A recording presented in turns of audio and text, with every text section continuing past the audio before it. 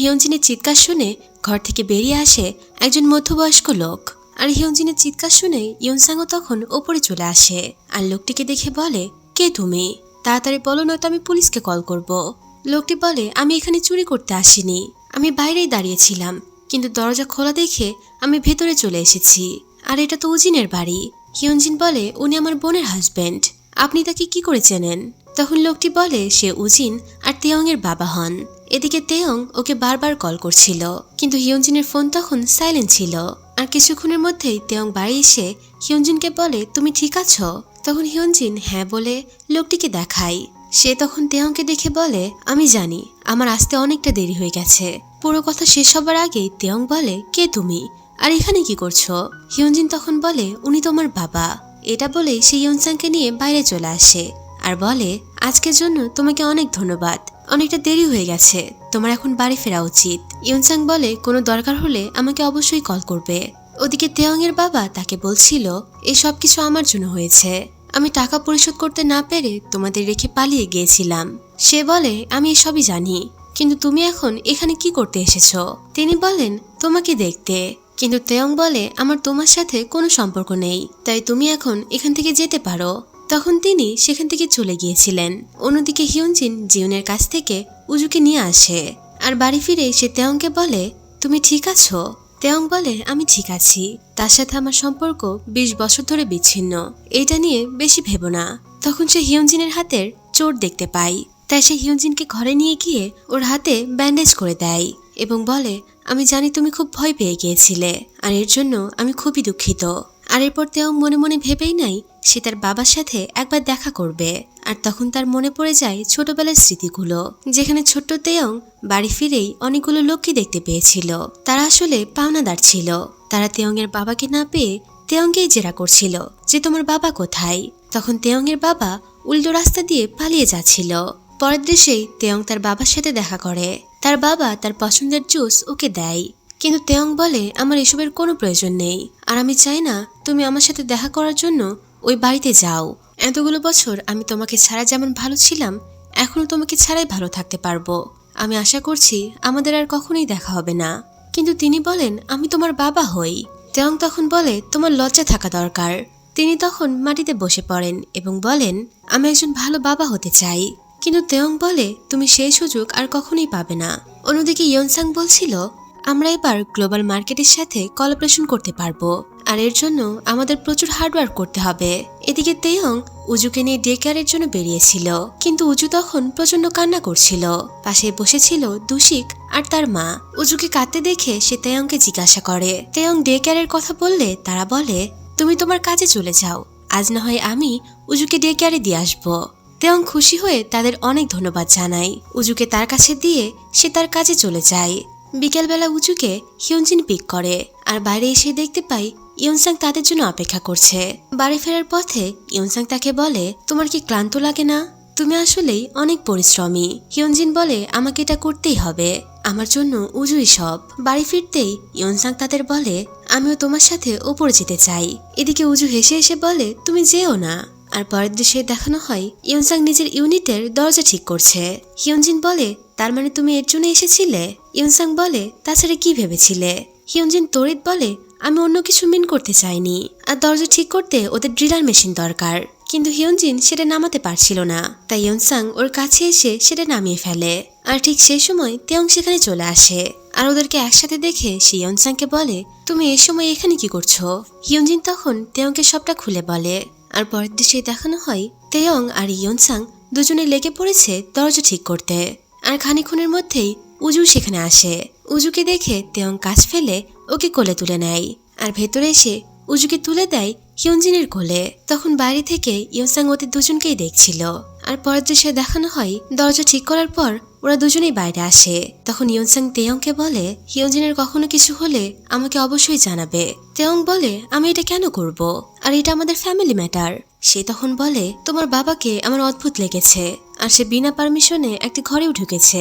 আমি চাই না তোমার মতো অবস্থা আমার হিয়ঞ্জিনেরও হোক। তেয়ং তখন চুপ হয়ে যায়। আর পরের দৃশ্যে ওর বন্ধুরা ওকে বলছিল, তুমি কি সত্যিই বলছো আমরা সবাই এখন এমএচুর সাথে কাজ করব। তেয়ং সম্মতি জানায়, তাই সে খুশি হয়ে তার মাকে জানাতে চলে যায়। তখন জুনোকে বলে, আমাকে বলতে পারো, আমি জানি তুমি টেনশন করছো। তেয়ং তখন ওকে সবটা খুলে বলে, আরো বলে, এই লোকটা 20 বছর আগে টাকার জন্য আমাকে ছেড়ে চলে গিয়েছিল, আর এখন সে আবারও ফিরতে চাইছে। সত্যি বলতে উজু আর হিয়নজিনের সাথে থাকতে থাকতে ওই বাড়িটাকে আমার নিজস্ব পরিবার মনে হয়। ওদিকে তেয়ং এর বাবা হিয়নজিনের প্রতিবেশীদের সাথে পরিচিত হয়। তখন দুশিকের মা তাকে বলে, তুমি ঘরে যাচ্ছ না কেন? তখন সে বলে, তেয়ং আসলে আমাকে দেখতে চায় না। সে বলে, তেয়ং তো খুব ভালো ছেলে। তখন তিনি বলেন, আসলে তেয়ং এর কোনো দোষ নেই, আমি আসলে একজন ভালো বাবা হতে পারিনি। এমন সময় হিয়নজিনও উজুকে নিয়ে বাড়ি ফিরছিল। তখন তেয়ং এর বাবা হিয়নজিনের সাথে কথা বলে, তিনি হিয়নজিনকে সরিও বলেন। হিয়নজিন বলে তার কোনো প্রয়োজন নেই, আর তারপর সে উজুকে তার নানুর সাথে পরিচয় করিয়ে দেয়। তখন তেয়ং এর বাবা বলতে শুরু করে, আমি তেয়ং এর সাথে কথা বলেছিলাম, কিন্তু সে পরিষ্কার করে জানিয়ে দিয়েছে সে আমার সাথে আর কখনোই দেখা করতে চায় না। কিন্তু আমি চাই, আমি জানি আমি অতীতে কি করেছি, কিন্তু আমি সে ভুলগুলো শুধরে নিতে চাই। আমি একজন ভালো বাবা হতে চাই। তখন হিয়নজিন তাকে বলে, আমার মনে হয় তেয়ং এর খানিকটা সময় দরকার, আর আমি আশা করছি একদিন সবকিছু ঠিক হয়ে যাবে। আর এরপর সে উজুকে নিয়ে ঘরে ফিরে আসে। তেয়ং তখন ওদের দেখে খুশি হয়ে বলে, তোমাদের আসতে এত দেরি হলো কেন? তখন হিয়নজিন বলে, বাড়ি তোমার বাবার সাথে দেখা হয়েছিল। তেয়ং তড়িৎ বলে, সে কি তোমার থেকে টাকা চেয়েছে? হিয়নজিন বারণ করে দেয়, আরো বলে, আমি তোমার বাবার সাথে উজুর পরিচয় করিয়ে দিয়েছি। তেয়ং তখন বলে, তুমি উজুকে তার সাথে কেন পরিচয় করিয়েছ? হিয়নজিন বলে, আমাকে ওনার কথা শুনতেই হতো, কারণ উনি তোমার বাবা হন। তেয়ং তখন বলে, তো কি কি শুনলে? যে 20 বছর আগে সে আমাকে টাকার বিনিময়ে ছেড়ে চলে গিয়েছিল। সে আর উজিন দুজনেই সেম, দুজনেই আমাকে ছেড়ে গিয়েছিল। হিয়নজিন বলে, এর পেছনে নিশ্চয়ই কোনো কারণ থাকতে পারে। কিন্তু তেয়ং বলে, ঠিকই বলেছ, হয়তো কোনো কারণেই সে তার ছেলেকে ফেলে গিয়েছিল। উজিনের ক্ষেত্রেও সেম, আমি ভেবেছিলাম অন্তত তুমি আমার সাইডে থাকবে। এই বলে সে নিজের ঘরে চলে যায়। পরের দিন হিয়নজিন অফিসে ছিল। ইয়নসাং সবাইকে বলছিল, আমাদের কোম্পানির যে মেনু নিয়ে কলাপ হওয়ার কথা ছিল সে খবরটা আসলে লিক হয়ে গেছে, তাই হয়তো এই কলাপটা করার পসিবল হবে না। পরের দৃশ্যে হিয়নজিন বাথরুমে ছিল। বাইরে তখন বাকি এমপ্লয়িজরা বলছিল, প্রপোজালটা হয়তো হিয়নজিনই লিক করেছে, কারণ সে তো এখানে টেম্পোরারি এমপ্লয়ার, পরে তো তাকে এখান থেকে চলে যেতেই হবে। আর বসও সবসময় তার সাইড নেয়, কারণ ওরা দুজনেই একই কলেজে পড়তো।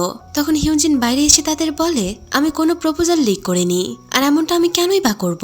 তখন তারা বলে, তাহলে তুমি এত হাইপার হচ্ছ কেন? তোমার কাছে কি কোনো প্রুফ আছে? এইসব কিছু নিয়ে হিয়নজিন বাইরে এসে কান্না করছিল। তখন ইয়নসাং তার কাছে এসে বলে, আমার তোমার ওপর বিশ্বাস আছে, আমি জানি তুমি এমনটা কখনোই করবে না। পরের দৃশ্যে ওরা সবাই মিলে মিটিং করছিল, আর ওদের সাথে তেয়ংও ছিল। ওরা সবাই মেনু নিয়ে ডিসকাস করছিল। মিটিং শেষে তেয়ং কিছু এমপ্লয়ের কথা শুনতে পায়, আর তারা আসলে হিয়নজিনকে নিয়েই কথা বলছিল যে হিয়নজিনই এই প্রপোজাল লিক করেছে। এদিকে হিয়নজিন তখন আরেকটি মিটিং অ্যাটেন্ড করছিল, যেখানে বিএস ফুডের অনেক বড় বড় লোক ছিল। তখন বিএস ফুড কোম্পানির বস বলেন, এই প্রপোজালটা কে দেখাশোনা করছে? তখন হিয়নজিন হাত উঠিয়ে নিজের পরিচয় দেয়। তিনি সাথে সাথে বলেন, ওর পরিবর্তে অনেক ভালো এমপ্লয় ছিল। তিনি একটা এমপ্লয়ের নামও উল্লেখ করেন।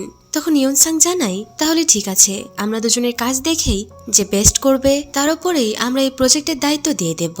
বাড়ি ফেরার পথে ইয়নসাং আবারও হিয়নজিনকে ড্রপ করতে চায়, আর হিয়নজিনকে বলে, তোমাদের দুজনের মধ্যে এখন কম্পিটিশন হবে, তোমার কোনো দরকার হলে অবশ্যই আমাকে জানাবে।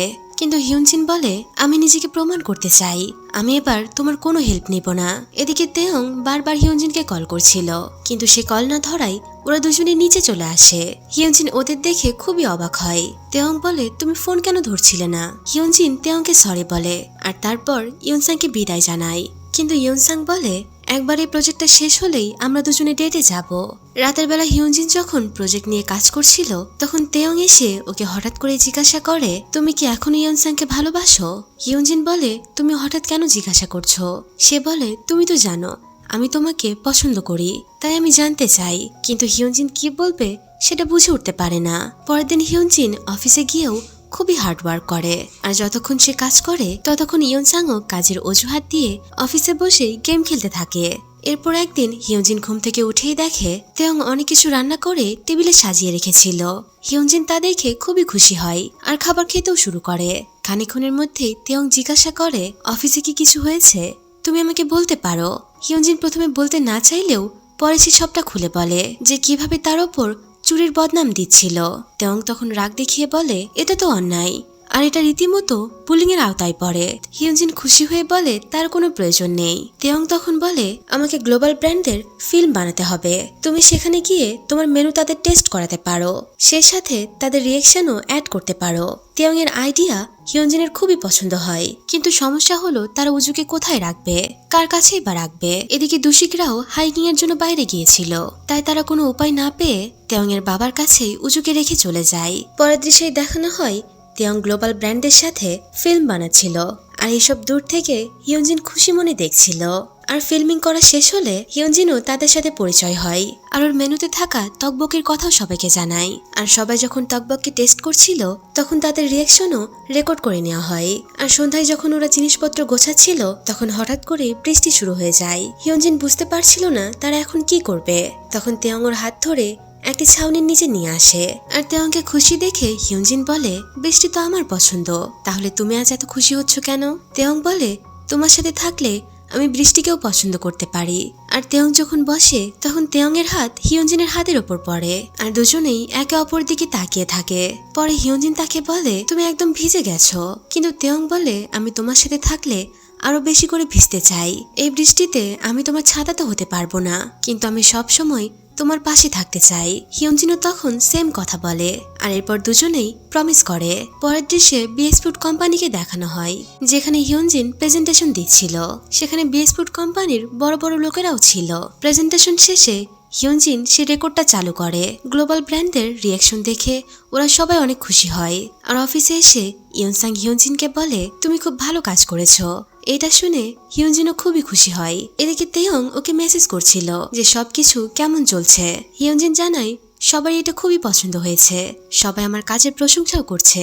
তেয়ং তখন খুশি হয়ে উজুর সাথে কথাটা শেয়ার করে, আর এরপর সে উজুকে নিয়ে একটি কেকের দোকানে চলে যায়, আর উজুর চয়েসে একটা কেকও কিনে ফেলে।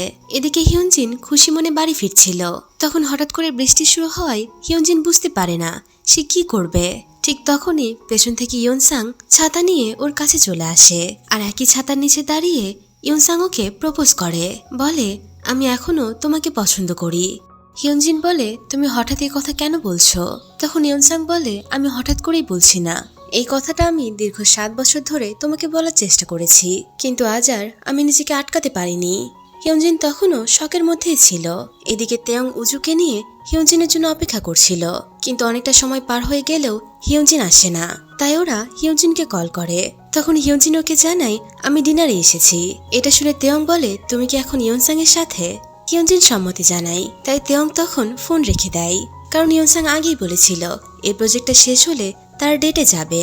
আর খাবার সময় ইয়নসাং বলে আমি এটা বলছি না যে তোমাকে আমার গার্লফ্রেন্ড এখনই হতে হবে, তবে আমি চাই তুমি আমাকে ওই নজরেই দেখো, আর তোমার মন জয় করার জন্য আমাকে সুযোগ দাও। তুমি সময় নিয়ে ভেবে তারপরে আমাকে উত্তর দিও। এতগুলো বছর যখন অপেক্ষা করেছি, এই কয়টা দিন আমি অপেক্ষা করতেই পারবো। কিন্তু হিউজিন কিছুই বলতে পারছিল না। যা দেখি ইয়নসাং আবারও বলে আচ্ছা ঠিক আছে, তুমি আমার সাথে 3 দিন ডেটে চলো, তারপর না হয় তুমি ঠিক করো যে তুমি কি অ্যান্সার দেবে। এই কথাই হিউজিন রাজি হয়ে যায়। এরপর ইয়নসাং হিউজিনকে বাড়ি পৌঁছে দেয় এবং বলে আমরা এই সপ্তাহে ডেটে যাব। হিউজিন ইতস্তর করলেও পরে রাজি হয়ে যায়, আর ঘরে ফিরে দেখে তেয়ং বা উজু কেউই নেই। পরে তেয়ং এর রুমে গেলে দেখে তেয়ং উজুকে নিয়ে একসাথে ঘুমিয়ে পড়েছিল। পরের দিন অফিসে হিউজিন কাজ করছিল, আর দূর থেকে ইয়নসাং ওকেই দেখছিল। আর অফিসের ব্রেক টাইমে ইয়নসাং গজংকে নিয়ে একটি ক্যাফেতে আসে, আর নিজের স্টোরি ওর বন্ধুর নামে চালিয়ে বলে আমার একটা অ্যাডভাইস দরকার। গজং খুশি হয়ে বলে লাভ স্টোরি হলে আমি সব রকমের অ্যাডভাইস দিতে পারবো। ইয়নসাং বলে আমার বন্ধুর একটি ক্রাশ আছে, আর সে ওকে প্রপোজও করেছে, কিন্তু মেয়েটি প্রপোজের কোনো উত্তর দেয়নি। এটা শুনে গজং তাকে বলে এটার জন্য অনেকগুলোই কারণ হতে পারে মেয়েটিও তাকে পছন্দ করে কিন্তু বলতে পারে না, আর নয়তো মেয়েটির তার ওপর কোনো ইন্টারেস্টই নেই। এটা শুনে ইয়নসাং এর মাথা গরম হয়ে যায়। আর অন্যদিকে ইয়নসাং এর প্রপোজালের কথা ইয়নজিন সেউনকেও জানিয়ে দেয়। সব শুনে সেউন তাকে বলে তোমার লাইফে এখন গোল্ডেন অপরচুনিটি চলছে, তোমার শুধু এখন একটাই কাজ, দুজনের মধ্যে যে কোনো একজনকে চুজ করা। কিন্তু হিউজিন তাকে বলে যখন আমি ইয়নসাং এর সাথে থাকি তখন আমার অকওয়ার্ড ফিল হয়, কিন্তু ওর সাথে থাকলে আমি মোটিভেটও পাই। কাজের বাইরে আমি ওর সাথে তেমন কথাই বলতে পারি না। আর বাদ থাকলো তেয়ং। ওর সাথে আমি সবকিছু শেয়ার করতে পারি। ওর সাথে থাকলে আমার অন্যরকমই ফিল হয়। এসব শুনে সেওন তাকে বলে, তাহলে তোমার নিজেকে সময় দেওয়া দরকার। তাহলে তোমার মনই বলে দেবে তুমি কাকে চাও। রাতে যখন হিউজিন বাড়ি আসে তখন সে দেখে তেয়ং রামেন বানাচ্ছিল। তেয়ং হিউজিনকে দেখে বলে, কাল রাতের ডিনারে কেমন মজা করেছো? হিউজিন বলে, তেমন স্পেশাল কিছুই নয়। আর ওকে রামেন খেতে দেখে হিউজিন ওর জন্য কিমচি বের করতে চায়। তখনই সে আগের দিনের কেনা কেকটা দেখতে পায়। তেয়ং ওকে জানায় এই কেকটা তোমার জন্যই ছিল। হিউজিন বের করে নিয়ে এসে বলে, এখন তো আমার জন্মদিনও নয়। তখন তেয়ং বলে, প্রজেক্টের দায়িত্বটা তুমি পেয়েছো, এজন্যই আমি আর উজু তোমাকে সারপ্রাইজ দিতে চেয়েছিলাম। এটা শুনে হিউজিন বলে, তুমি আমাকে আগে বললে না কেন? তাহলে আমি সোজা বাড়িতে চলে আসতাম। এই বলে সে কেক খেতে শুরু করে। আর এই কেকটা হিউজিনের খুবই পছন্দ হয়েছিল। আর একটু কেক খাবার পর সে তেয়ং এর বানানো রামেনও ট্রাই করে। আর পরের দিন তেয়ং যখন কাজ করছিল তখন ওর খেয়াল হয় এখন উজুকে দূষিকদের বাড়ি থেকে নিয়ে আসতে হবে। তাই সে বাড়িতে গিয়ে দূষিকদের দরজায় নক করলেই তার বাবা এসে দরজা খুলে দেয়। তেয়ং কিছু না বলে ভেতরে চলে আসে। তখন দূষিকের মা তাকে বলে, উজুর নানু আসলে ওর সাথে সময় কাটাতে চেয়েছিল, তাই আমরা আবার বারণ করিনি। তখন তেয়ং খেয়াল করে উজু তার নানুর সাথে খুবই খুশি ছিল। তেয়ং যখন উজুকে নিয়ে চলে যাচ্ছিল তখন তার বাবা ওর হাতে একটি জুসের প্যাকেট দেয় আর বলে, এটা বাচ্চাদের জন্য খুবই পুষ্টিকর, তুমি মনে করে উজুকে খাইয়ে দিও। নিজেদের ঘরে এসে তেয়ং উজুকে সে জুসটা খেতে দেয়। এমন সময় দরজায় কেউ নক করে আর তাকে দেখে সে সরাসরি হিউনজিনকে কল করে। হিউনজিন বাড়ি এসে দেখতে পায় সেখানে ইন্স্যুরেন্স থেকে একটি মেয়ে এসেছে। মেয়েটি হিউনজিনকে বলে, উজুন এতদিন যত টাকা সেভিংস করেছিল সেগুলো এখন তুলতে পারবেন। এরপর মেয়েটি পুরো প্রসেসটাই হিউনজিনকে বলে। আর মেয়েটি চলে যাওয়ার পর হিউনজিন তেয়ংকে কিছু বাহানা দিয়ে ঘর থেকে বেরিয়ে যায়। আর বাস স্টপে এসে সে কাঁদতে শুরু করে। আর খানিকক্ষণের মধ্যেই সেখানে তেয়ং চলে আসে। ওকে টিস্যু দিয়ে বলে, আমি জানতাম তুমি এমনটাই করবে, কারণ তোমার পার্সও বাড়িতে ফেলে এসেছো। হিউনজিন কান্না করতে করতেই বলে, আমি সবসময় স্ট্রং থাকার চেষ্টা করি, কিন্তু আমি আসলে স্ট্রং নই। আমি আমার বোনকে খুবই মিস করি। তেয়ং বলে, সবসময় আমাদের স্ট্রং থাকলে চলে না, কখনো কখনো মন খুলে কাঁদা উচিত। হিউনজিন তখন ওর কাঁধে মাথা রেখে কাঁদতে শুরু করে। তেয়ংও তখন ওকে সান্ত্বনা দেয়। আর পরের দিন কাজ শেষে এলিভেটরে ইয়নসাং হিউনজিনকে ডেটের কথা বলে। আর তার পরের দিনই ওরা দুজনে ডেটে চলে যায়। ইয়নসাং ওকে বলে, সারাদিন কম্পিউটারের স্ক্রিনের দিকে তাকিয়ে থাকতে থাকতে তুমি হয়তো অনেক বোরিং ফিল করছো, তাই আমি তোমাকে এখানে নিয়ে এসেছি যেন তুমি এই রিফ্রেশমেন্টটা এনজয় করতে পারো। এরপর ওরা দুজনে একসাথে সাইকেল চালায় আর একসাথে খাবারও খায়। আর এরপর একদিন অফিসে সেওন হিউনজিনকে বলে, আমি লুকিয়ে লুকিয়ে শুনেছি বসরা এখন তোমাকে পার্মানেন্টলি এমপ্লয় বানাতে চাই। যেটা শুনে হিউনজিন মহা খুশি হয়ে যায়, কিন্তু তবুও সেওন ওর উপর রাগ করে থাকে, কারণ সে সেলিব্রেশনের কথা বললে হিউনজিন সরাসরি বারণ করে দেয়। আর সেখানে তখন তেয়ংও ছিল, কারণ সেও একটা কাজে এসেছিল। ওদের কথা শুনে তেয়ং বলে, সেলিব্রেশনটা কিসের জন্য? সেওন তখন ওকে সবটা খুলে বলে। তেয়ং তখন হিউনজিনকে চেয়ার করে বলে, এই সেলিব্রেশনটা তোমার করা উচিত। সেওন তখন বলে, কেননা তোমরাও আমাদের সাথে চলো। অন্যদিকে দূষিকরাও তাদের বাড়িতে বাচ্চা পার্টি করছিল, আর সেখানে উজু সহ উজুর নানুও ছিল। ওরা সবাই একসাথে খাওয়া দাওয়া করছিল। আর এদিকে ওরা চারজন মিলে একটি বারে এসে ড্রিঙ্ক করছিল। সেই সাথে সবাই হিউনজিনকে কংগ্রাচুলেটও করে। আর তখন সন্তেক আর সেওনও পরিচিত হয়। আর বাড়ি ফেরার পথে হিউনজিনের খারাপ লাগছিল। তখন তেয়ং ওর হাত নিয়ে ওর হাতে মাসাজ করতে থাকে, বলে, এরকম করলে তোমার একটু হলেও ভালো লাগবে। এমন সময় তেয়ং এর ফোনে কল আসে। কথা বলার পর দুজনেই অস্থির হয়ে বাড়ির দিকে রওনা হয়। আর এদিকে জিউনরা সবাই উজুকে নিয়ে টেনশনে পড়ে গিয়েছিল। কোনো খাবার খাওয়ার পরই উজুর অ্যালার্জিক রিয়াকশন শুরু হয়ে গিয়েছিল। তখন উজুর নানু সেখানে আসে আর ওকে কোলে নিয়ে বলে, উজু কি কোনোভাবে স্ট্রবেরি খেয়েছিল? তখন ওরা সম্মতি জানায়। তখন তিনি আবারও বলেন, আমার বড় ছেলে উজিনেরও স্ট্রবেরিতে অ্যালার্জি ছিল, আর এই জন্যই হয়তো উজুর এই সমস্যায় দেখা দিয়েছে। আর এতে চিন্তার কোনো কারণ নেই, ঠান্ডা পানিতে ওর গা মুছিয়ে দিতে হবে। আর খানিকক্ষণের মধ্যেই তেয়ং আর হিউনজিন চলে আসে। তখন ওরা তাদের জানায় উজুর আসলে স্ট্রবেরিতে অ্যালার্জি আছে। ভাগ্য ভালো যে উজুর নানু এখানে ছিল, নয়তো বড় কোনো সমস্যা হতে পারত। তেয়ং আর হিউনজিন সবাইকে ধন্যবাদ জানিয়ে উজুকে নিয়ে ঘরে চলে আসে। তখন তেয়ং এর বাবা তাদের বলে, টেনশন নেওয়ার কোনো দরকার নেই, যদি বেশি খারাপ লাগে তাহলে কাল একবার ডক্টরকে দেখিয়ে চেক করিয়ে আনতে পারো। এতটুকু বলেই তেয়ং এর বাবা চলে যায়। তেয়ং ড্রেস চেঞ্জ করে এসে খেয়াল করে ওর বাবার ওয়ালেট দরজার সামনেই পড়ে আছে। তাই সে নিচে চলে যায় তার বাবাকে ওয়ালেটটা ফেরত দিতে। যদিও তেয়ং একটু ইমোশনাল হয়ে গিয়েছিল, কারণ তার বাবার ওয়ালেটে এখনো তাদের সেই ছোটবেলার ছবিটা রয়ে গেছে। তাই সে তার বাবাকে বলে, তুমি এই ছবিটা এখনো কেন রেখে দিয়েছো? তখন তার বাবা ইমোশনালি বলেন, আমি যখন অনেক কঠিন সময়ের মধ্যে দিয়ে যেতাম তখন এই ছবিটা আমাকে রিলিফ দিত। এই ছবিটা দেখে দেখেই আমি মোটিভেট পেতাম। পরের দৃশ্যে তেয়ং ঘরে এসে সবকিছু নিয়ে ভাবতে শুরু করে। তখনই ওর দরজায় হিউজিন নক করে। তেয়ং ভেতরে আসতে বললে সে বলে, তুমি এখনো ঘুমাওনি? তেয়ং বলে, আমার মনে হয় আজ রাতে আর আমি ঘুমাতে পারবো না। হিউজিনও জানায় তারও ঘুম আসছে না। তাই দুজনেই তখন গল্প করতে শুরু করে। পরের দিনই হিউজিন উজুকে ডক্টর দেখায়। তিনিও তখন ক্লিয়ার করে বলেন যে উজুর আসলেই স্ট্রবেরিতে অ্যালার্জি আছে। বাড়িতে প্রাথমিক চিকিৎসা না চালালে হয়তো বাচ্চার এখন বড় সমস্যা হতো। তখন হিউজিনের তেয়ংয়ের বাবার কথা মনে পড়ে। আর বাড়িতে ফেরার সময় তার আবারও দেখা হয় তেয়ংয়ের বাবার সাথে। তেয়ংয়ের বাবা তাকে জিজ্ঞাসা করে উজু এখন কেমন আছে। হিউজিনও তাকে ধন্যবাদ জানিয়ে সবটা খুলে বলে। তখন তিনি বলেন, আমি তো বাইরের কেউ নই, আমি উজুর নানু হই, এতটুকু করা আমার কর্তব্য। এরপর সে আরো বলে, তুমি পারো আমার তেয়ংয়ের সম্পর্কটা ঠিক করতে। আর এরপর সে ওপরে এসে তেয়ংকে সবটাই জানায় যে উজুর কন্ডিশন এখন ভালো আছে। আর সব থেকে বড় কথা, তোমার বাবার জন্যই উজুর উপর বেশি ইফেক্ট পড়েনি।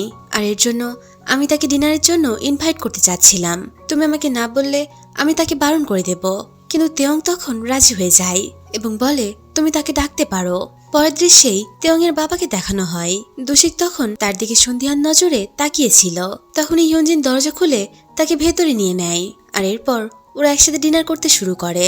আর খানিকক্ষণের মধ্যেই হিউজিন বাহানা দিয়ে উজুকে নিয়ে ঘরে চলে যায়। তেয়ং তখন তার বাবাকে বলে, আমি শুধু একটা কথাই জানতে চাই, তোমরা আমাকে অনাথ আশ্রমে কেন রেখেছিলে? আর কেনই বা আমাকে কখনো নিতে আসোনি? তখন তেয়ংয়ের বাবা তাকে বলে, আমি তো তোমাকে ছাড়া থাকতে চাইনি, কিন্তু উজিন তো আমাকে বলেছিল তুমি নাকি আমার সাথে আর কখনো দেখা করতে চাও না। আর উজিনও আমাকে বলেছিল সেও আমার সাথে আর কোনো যোগাযোগও রাখতে চায় না। এটা শুনে তেয়ং অবাক হয় যে তার ভাই এমনটা বলেছে। তেয়ং তখন তার বাবাকে তাদের বাড়ির পাসওয়ার্ড বলে দেয়। সাথে এটাও বলে, তোমার উজুকে মনে পড়লেই তুমি ওকে দেখতে চলে আসতে পারো। এদিকে হিউজিনও ওদের সবগুলো কথাই শুনছিল। আর তেয়ংয়ের বাবা চলে গেলে হিউজিন ভাবতে থাকে পুরনো দিনের কথাগুলো। যেদিন হিউজিনের তার বোনের সাথে ঝগড়া হয়েছিল তার পরপরই উজিন তার সাথে কথা বলতে এসেছিল। সে বলেছিল, তোমার বোনের পরিবার বলতে শুধুমাত্র তুমিই আছো, তোমার এভাবে তার উপর রেগে থাকা উচিত নয়। হিউজিন তাকে বলে, আমি তোমাদের সাথে থাকলে তোমারও অকওয়ার্ড ফিল হবে। কিন্তু উজিন বলেছিল, এমনটা মোটেও নয়, বরং তুমি আমাদের সাথে থাকলে আমি আরো বেশি খুশি হব, তুমি তো আমারও ছোট বোন। পরের দিন দোষীকে দেখা হয় পুলিশের সাথে। সে তাদের বলে, চোর কি ধরা পড়েছে? পুলিশ জানায় ধরা পড়েছে, কিন্তু সে কোনোভাবে স্বীকারই করছে না যে সে 206 নম্বর ইউনিটে গিয়েছিল। এটা শুনে দোষীকে সন্দেহ আরো জোরালো হয়। ওদিকে হিউজিন টাকাগুলো তোলার জন্য অ্যাপ্লিকেশন জমা দিতে চায়। তখন তারা জানায় সাইন স্ট্যাম্প লাগবে। সাথে আরো বলে, আপনাদের পরিবারের আরেকজন গার্জিয়ান এসেছিল, মধ্যবয়স্ক লোক, যিনি টাকাগুলো তোলার জন্য অনেক জোর করছিলেন। এটা শুনে হিউজিন অনেকটাই অবাক হয়। সে প্রথমে তেয়ংয়ের বাবাকেই সন্দেহ করে, পরে আবার নিজেই নিজেকে বলে, আমি ওসব কি ভাবছি। বাড়ি আসার পর তেয়ংয়ের বাবা তখন উজুকে নিয়ে বাড়িতে চলে আসে আর হিউজিনকে বলে এক গ্লাস পানি দিতে। তখন হিউজিন লক্ষ্য করে তেয়ংয়ের বাবা তার বোন আর উজিনের ঘরের দিকে এক মনে তাকিয়েছিল। আর পরের দৃশ্যে দেখানো হয় তেয়ংয়ের বাবা কাউকে বলছিল, আমার এবারের প্ল্যানটা খুবই স্ট্রং, তুমি আমাকে আর কটা দিন সময় দাও, আমি তোমার সবগুলো টাকা তোমাকে ফেরত দিয়ে দেব। আর এখানে আমরা বুঝতে পারি তেয়ংয়ের বাবা আসলে তাদের সাথে নাটক করছিল আর ইন্স্যুরেন্সের টাকাগুলো সেই তুলতে গিয়েছিল। পরের দিন তেয়ং আর হিউজিন যখন বাস স্টপে দাঁড়িয়েছিল তখন হিউজিনের মনে হয় সে বাড়িতে গ্যাস অন করেই চলে এসেছে। তাই সে আবারও বাড়ির দিকে রওনা হয়। আর এদিকে তেয়ংয়ের বাবাও তখন চুপি চুপি ওদের বাড়িতে ঢুকে পড়ে আর উজিনদের ঘরে গিয়ে কিছু একটা খুঁজতে শুরু করে। আর অনেক খোঁজাখুঁজির পর সেই সাইন স্ট্যাম্পটা সে পেয়ে যায়। ততক্ষণে হিউজিনও বাড়িতে চলে এসেছিল। তখন সে উজিনদের ঘর থেকে কিছু শব্দ শুনতে পায়। তাই তখন সে দরজা খুললেই তেয়ংয়ের বাবা তাকে গ্লাস দিয়ে মারার চেষ্টা করে। আর এখানেই এপিসোড শেষ হয়ে যায়। এই ড্রামার আর মাত্র 4টে এপিসোড আছে, যা আগামী 2 সপ্তাহে চলে আসবে। আজকের মতো এই পর্যন্তই, দেখা হবে পরবর্তী ভিডিওতে। আল্লাহ হাফেজ।